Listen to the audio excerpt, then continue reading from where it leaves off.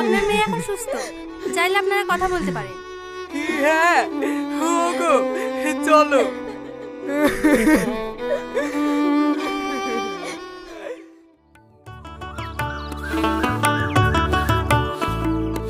বড় মা, এই লাও, মা লাড়ু করেছিল, রীতি লেগে পাঠিয়ে দিল।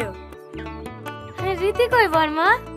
টাকা ঘরে বসে আছে, হসপিটাল থেকে এসে বাইরেও বেড়াচ্ছে না, কারোর সাথে ঠিক মতো কথাও বলছে না, সারাক্ষণ মনমরা হয়ে ঘরেই বসে থাকছে, খাওয়া দাওয়া ঠিক মতো করছে না।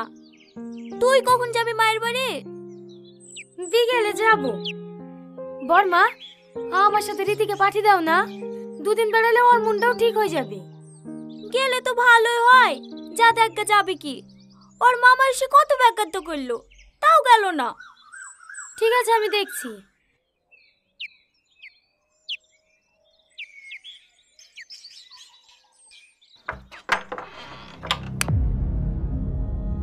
কি রে, অন্ধকারে বসে কেনে? এমনি। বাইরে মানে বেড়াবি, একটু ঘুরবি, এভাবে কেউ ঘরে বসে থাকে? ভালো লাগে না, ঘরে ঠিক আছি। ঘরে আর থাকতে হবে না, চল রেডি হইলে আমার মায়ের বাড়ি থেকে দুদিন বেরিয়ে আসি। আমি কোথাও যাব না ভাবি, তুমি যাও, আমাকে একটু একা থাকতে দাও। কি হয়েছে কি তোর বলতো? তোর মতো এরকম ঘটনা পৃথিবীতে কত মেয়ের সাথে ঘটিছে, তারা কি তোর মতন হার মেনে নিছে নাকি?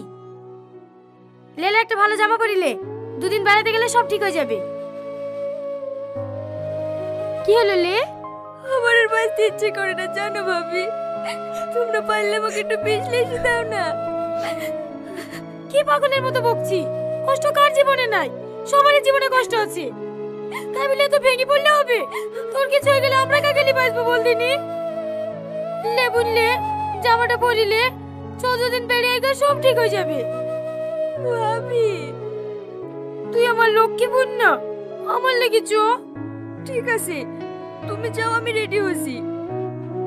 আমার লক্ষ্মী বোন।